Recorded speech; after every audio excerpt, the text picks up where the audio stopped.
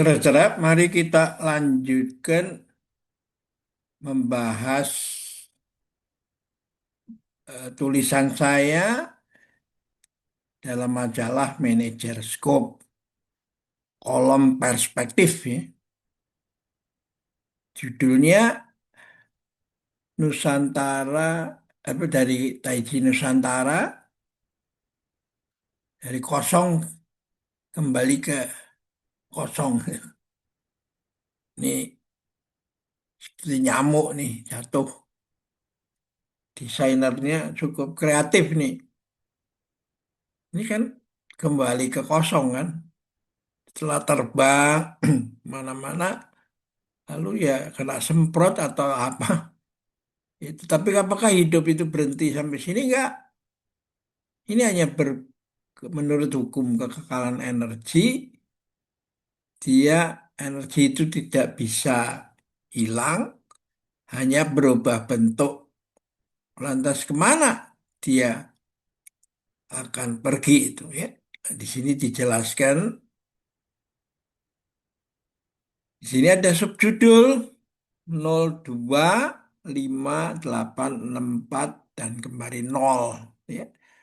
Dari nol kembali ke nol lagi ya. Lalu hidup lagi menjadi 25, 8, 64, 64 lalu nol ya. Nah, kisahnya begini, ah, ketika lahir kan kita tidak membawa apapun. Mulanya dari kosong yang diwakilin dengan angka nol kan. Saya dan lingkungan belum ada. Lalu terjadi Big Bang itu. Dentuman besar melahirkan dua hal yang bertentangan, yang positif dan yin negatif. Keduanya berinteraksi karena di dalam yin gelap ada titik terang, seperti saat subuh. Di dalam yang terang ada titik gelap, seperti saat maghrib. Kemudian yang kecil bertahap membesar menjadi siang, lalu kembali mengecil dan membesar lagi mengikuti hukum alam saling menghidupi dan membatasi ya. Demikian juga titik hitam yang kecil saat maghrib terus berubah menjadi apa? Gelap, lalu timbullah subuh ya, terus terang begitulah. Seperti perjalanan musim dari semi matang di musim panas ya, seolah berhenti tumbuh di musim dingin, lalu kembali musim semi datang. Namun ada perbedaan mendasar, musim semi tahun ini berbeda dengan tahun lalu dan tahun depan. Ada terjadi titik balik itu yang disebut musim semi, yaitu ada gerakan spontan, perlahan, dan tidak menggunakan kekuatan. Karena tepat pada waktunya, semua mengalir harmonis. Yang lama ditinggalkan, yang baru diperkenalkan. Ini titik balik dari musim dingin tumbuh ke musim semi. Tapi ada titik balik dari tumbuh, mekar, layu, dan lalu rontok. Toh, ya. Dua prinsip utama ini ternyata menjiwai dan muncul lagi dalam konfigurasi lima unsur, yaitu kayu, logam, api, air, tanah yang saling menghidupi dan juga membatasi. Kayu setelah dibakar menjadi debu, di dalamnya mengandung logam yang menyerap air, kemudian tumbuh kayu, itu menghidupin ya. Nah, ada yang membatasi ya. Kayu dibatasi dengan logam ya ini ya. Kayu dibatasi dengan logam, logam yang leleh oleh api dan dipadamkan oleh air di bendung tanah. lima organ manusia itu bisa diklasifikasikan dengan lima unsur dalam tubuh kita yang untuk menjaga kesehatan itu harus juga menghidupi dan membatasi ya. Ini lingkaran organ kita ya, paru-paru ya, ginjal, jantung dan sebagainya, limpa, lambung ya. Di sini lalu berkembang menjadi dalam pergaulan antar bangsa terbentuk konfigurasi BRICS dari Brasilia, Rusia, India, China, dan South Africa. Artinya apa? Artinya tujuan hidup kita itu bukan hanya didasari kepentingan egoisme atau nasionalisme masing-masing, tapi titik temu interaksi lima elemen ya. Bila berkembang lebih lanjut, akan menjadi delapan unsur seperti dalam delapan penjuru angin. Utara selatan, barat timur, barat laut tenggara, barat daya, timur laut. Atau sama saja dengan langit, bumi, panas, dingin, angin badai, dan danau gunung ya.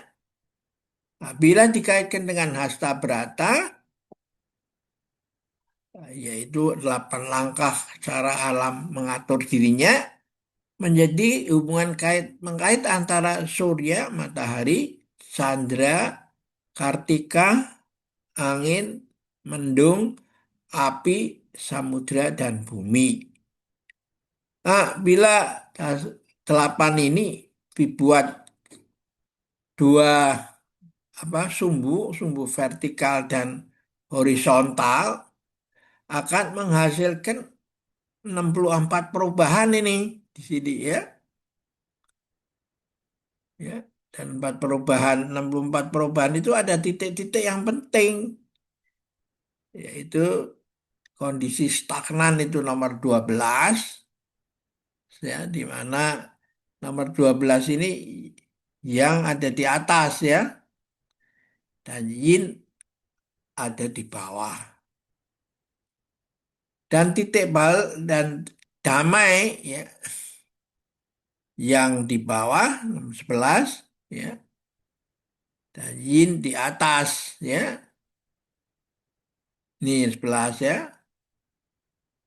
Kalau apa eh, stagnan itu posisinya di 12. 12 itu ya yang di atas ya, dan yin di bawah nih ya. Ini yang di atas, yinnya di bawah nih 11 ya. Sorry. Ya damai ini ya. Yang sorry. Maaf. Ini yang dia yin di atas 12 ya. Ini yin ya. Yin mana? Ini yin di atas, yang di bawah nih ya. Di 11 ya.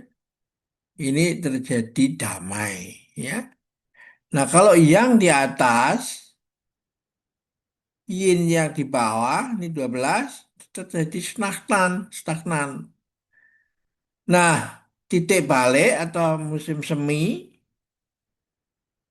itu artinya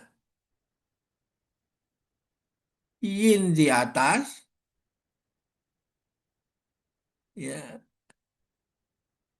yin di atas ini ya. Nah, ini yang muda nih di bawah, ya. Yang muda di bawah itu terjadi titik balik musim semi ya. Lanjutkan. Nah, ada suatu cerita di dalam kitab Lunyu,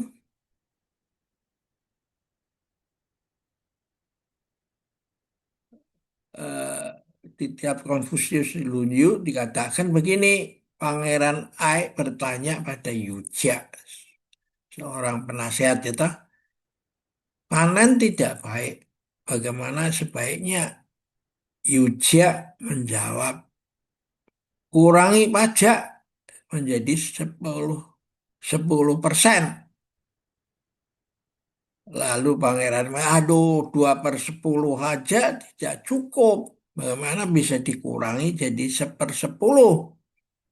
Lalu Yujia berkata, menjawab begini penasihatnya, bila rakyat berkecukupan, mustahil raja tidak berkecukupan.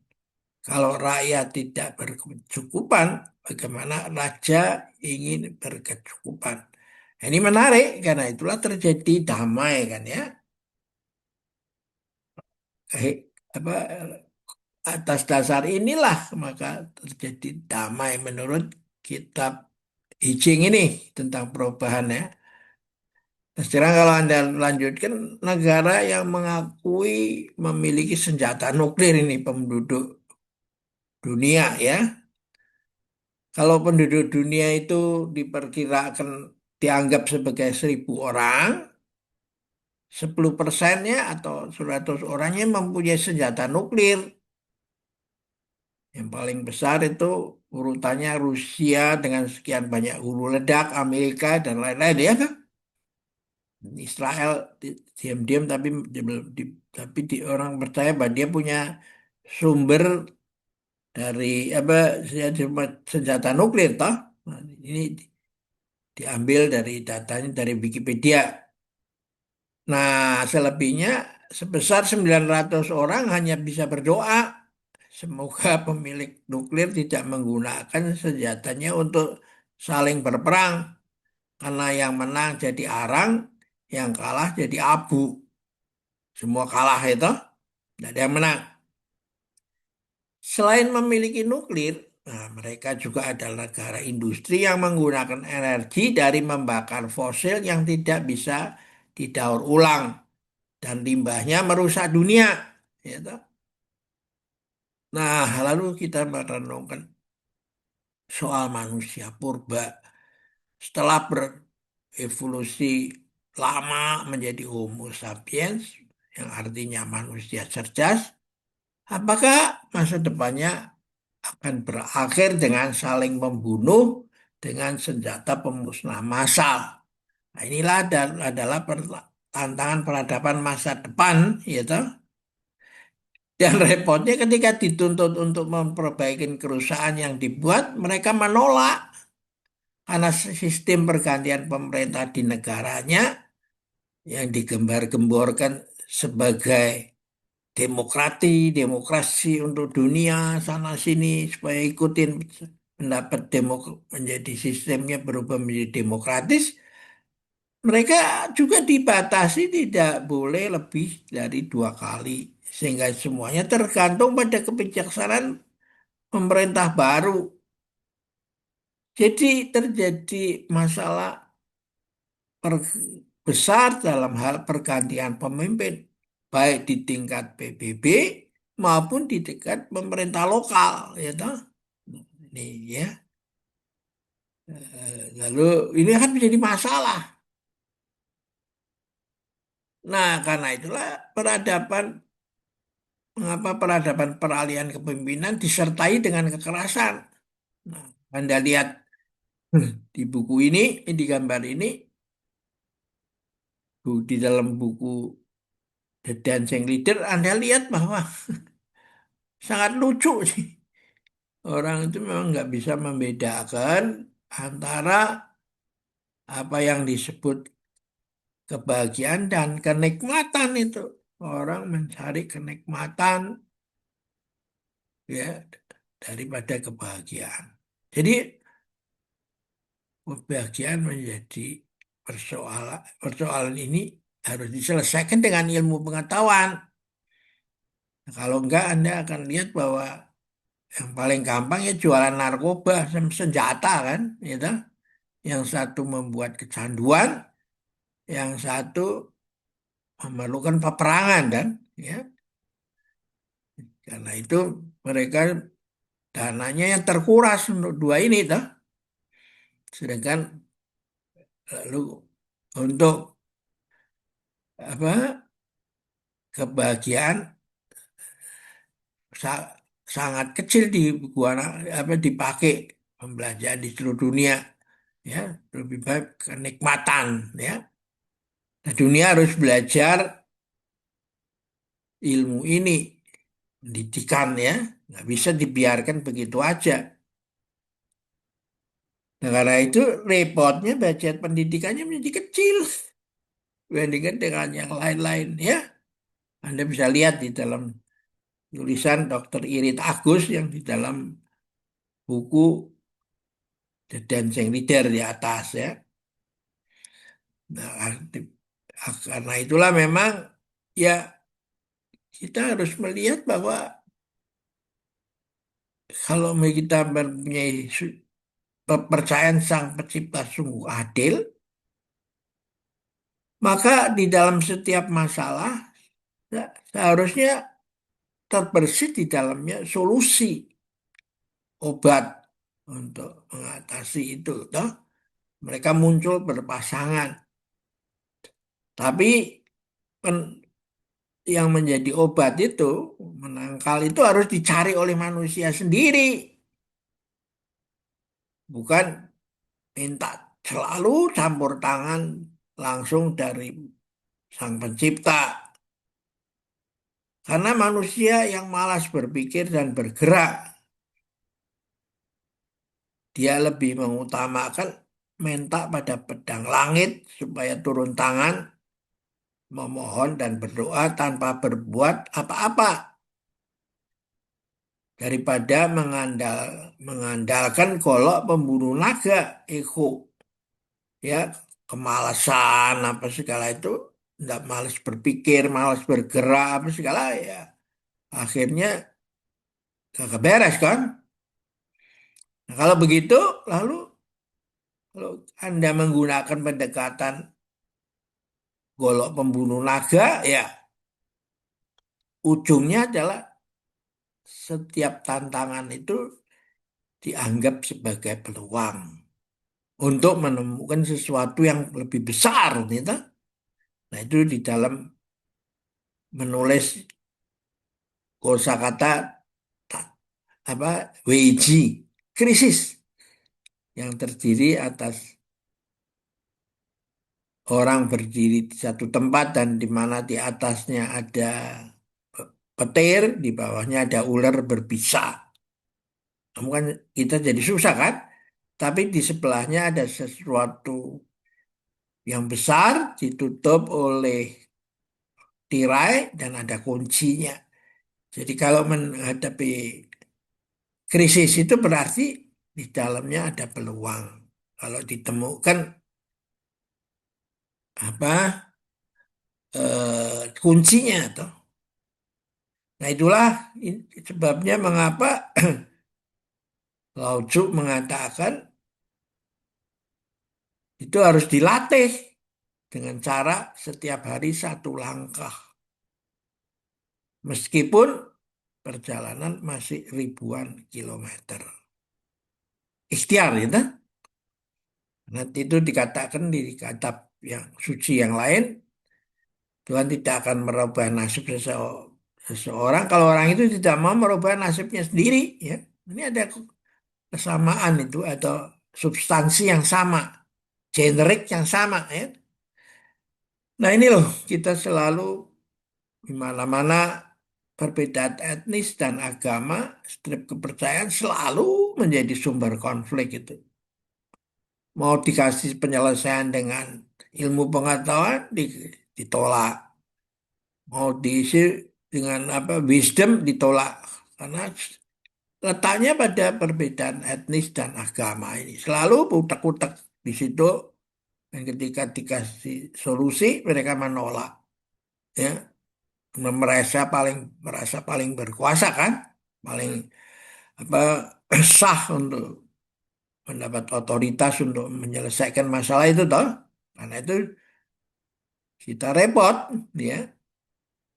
Padahal perbedaan etnis dan agama itu eh, apa, eh, sesuatu yang harus kita terima begitu aja ketika dilahirkan tidak boleh memilih mau di orang tuanya siapa, agamanya siapa, daerah kelahirannya di mana, toh? Nah, karena itu menjadi sumber konflik berkepanjangan. Dan akhirnya prinsip yang disebut keadilan itu ya tidak bisa lain kecuali kalau ada gigi saya dirugikan, harus diganti oleh gigi. Kalau mata saya dirugikan ya diganti oleh mata. Ya kalau pikiran begini kan nggak ada campur tangan pendidikan ya maka akhirnya akan menghasilkan manusia ompong dan buta toh peradaban kita toh. Nah, inilah makanya lingkaran setan itu tidak bisa diselesaikan dengan balas dendam kan. Nah, buktinya apa? Tahun 1914 sampai 1918 terjadi Perang Dunia Satu. Dan yang kalah melakukan balas dendam tahun 1939 sampai 1945. Ya, Perang Dunia Kedua. Setelah Perang Dunia Satu, untuk mencegahnya diadakan upaya mendirikan Liga Bangsa-Bangsa. Tapi akhirnya gagal terjadi Perang Dunia Kedua. Dan total korbannya 160 juta jiwa. Sedangkan dalam sejarah di Timur ini belum pernah terjadi perang dengan korban yang sedemikian banyak. Karena mereka mempunyai jalan sutra dan jalan rempah ya. Ini dua jalan yang membuatkan orang saling membutuhkan kan. Yang satu membutuhkan sutra, yang satu membutuhkan rempah kan. Nah, lalu dari sudut psikologi ya ini nih, psikologi timur ini adalah konsepnya di sini. Bukan self yang isolated, tapi self yang terus berkembang toh. Menjadi family, community, country, world, beyond. Nah, ini yang ada di dalam narasi ketika kita belajar Tai Chi itu ya. Nusantara ya. Nah, lalu kalau begitu, lalu manusia, kedudukan manusia di alam semesta ini kan kecil aja kan. Di sini ada laut atau air, di sini ada gunung, ada awan, ada hutan apa segala nah, ya. Jadi manusia ini ya segini. Nah, karena dia lalu merasa menjadi pemilik apa dunia alam semesta, lalu mulailah macam-macam. Nah, sehingga akhirnya terjadilah masyarakat yang seperti sekarang ini ribut terus ya. Nah, Lao Tzu mengatakan setiap hari satu langkah meski perjalanan masih ribuan kilometer. Nah, cara pandang ini nampaknya lebih masuk akal dan konstruktif melalui jalan. Nah, ini menjadi manusia sebagai makhluk antropokosmik, bagian dari alam bukan antroposentrik, manusia sebagai penguasa alam ya toh. Nah, mereka belum tahu atau tidak mau tahu lebih arah bahwa setelah mati kita semua kembali ke asal tanpa membawa apapun. Ya. Nah, karena itu menerus dari Lao Tzu yang bernama Chuang Tzu ketika ditanya kalau meninggal mau dikubur kemana? Dia dengan enteng menjawab pada murid-muridnya, geletakkan di lapangan terbuka saja dengan alas daun. Karena dimanapun tidak ada bedanya. Dimakan cacing, burung, dan hewan liar. Akhirnya sama aja mati. Nah kalau Anda memahami wisdom ini ya, maka Anda akan seperti orang yang seorang pengusaha besar yang mendirikan apa usaha makanan, pangan itu mengikuti jalan kuno yang relevan ini. Ajarannya makan 3 kali sehari. Kalau malam berdoa supaya tidurnya nyak. Meski bisa makan 4 kali sehari ya, kalau kelebihannya sakit toh. Berdoa supaya tidurnya itu abang becak atau apa petani juga habis nyangkul jadi cari di tempat itu lalu tidur aja kan di mana saja kan. Tapi kalau Anda tidur di hotel berbintang 7 tapi telanjangnya emas nggak bisa tidurnya ya sama aja kan menderita juga toh. Nah, lalu orang coba mencari mengumpulkan warisan sampai 7 turunan. Caranya ekstrem menjadi orang terkaya di dunia menurut majalah yang apa sohor itu tau setiap tahun di ranking tahun ini siapa ya tapi dia mengatakan orang tua ini kalau anak saya rajin dan ulet dia bisa cari sendiri lebih banyak lagi. Kalau anak saya belajar dan tidak mau berusaha, malas ya akhirnya hilang juga dah. Jadi ini orang-orang, hanya orang-orang tahu siapa yang tahu sangkan paraneng dumadi itu. Yang bisa menjalani hidup dengan baik itu. Bukan orang yang masih gedodoran, nggak tahu hidup itu apa. Karena itu ketika Konfusius ditanya guru, apa sih tujuan hidup manusia di dunia ini dilahirkan? Dia makanya belajar jadi manusia itu. Berapa lama? Sepanjang hidup. Caranya bagaimana? Kalau manusia, kalau pisau dia asah dengan batu asah, maka manusia diasah dengan manusia. Nah ini ya kan perkembangan manusia diasah jadi manusia ya ada di grafik yang ditulis apa gambar yang ditulis oleh Profesor Tuwiming yang pernah datang ke Nusantara ini ke Indonesia kan ke Jakarta dan kita ajak apa mengajar atau memberikan sharing ilmunya pada berbagai perguruan tinggi di Indonesia. Nah, jadi alam ini sebenarnya apa? Ya, ditutup dengan tulisan ini ditutup dengan apa syair diam-diam sekuntum bunga mekar lalu layu gugur dan kembali bersemi.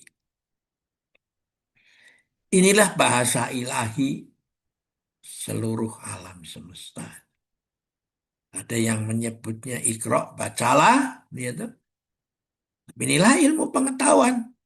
Kalau Anda ngerti ini ya berarti peradaban kita bisa diselamatkan, tidak menjadi apa abu atau arang karena tidak ada yang menang kan, semua kalah. Ya, oke, kita akhirin sampai di sini dan sampai jumpa lagi.